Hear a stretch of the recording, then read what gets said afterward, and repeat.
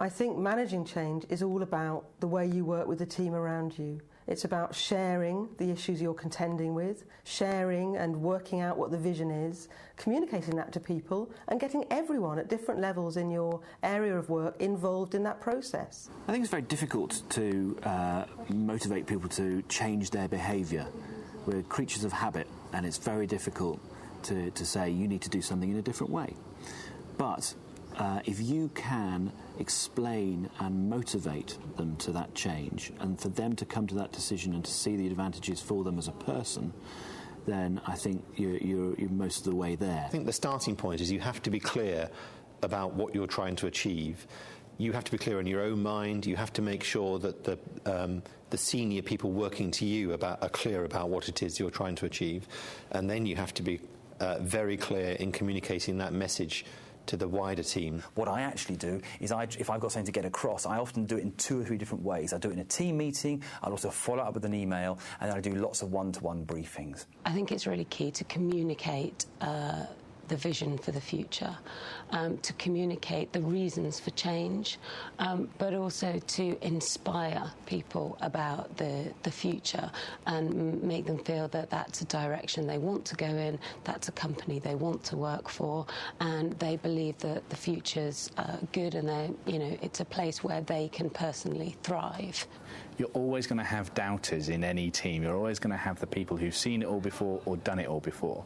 And I often involve them right at the beginning and give them the, not even the idea, but the full knowledge that they can affect the change as well. I would always challenge the sort of naysayers and the people who want to, who don't really like change and who find it frightening, by just trying to make it feel more mainstream and getting a critical mass of people in the department who just talk about these things as if they're natural and as if as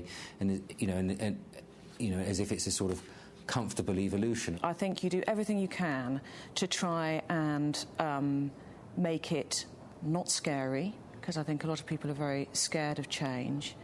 I think you have to firmly, but as much as you can in a supportive way, tell them that quite a lot of this is just not optional. I think as a leader you have to remember that that's your job when you're managing change, that it's not your job to collude and to comfort people through change. It's actually your job to communicate the vision as you see it, and the vision that's communicated by the corporation.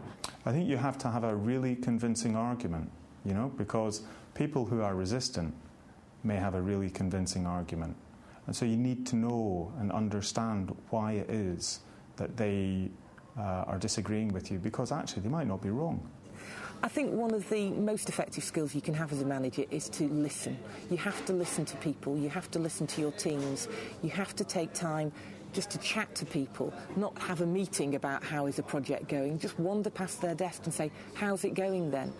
Be interested in them as people. Be interested in them. They are one of the best resources you have got. Effective managers should lead people through this pace of change by showing them that it can be divided down into small bite-sized chunks, so that it's not a mountain facing them, but there's something there that they can actually move towards bit by bit.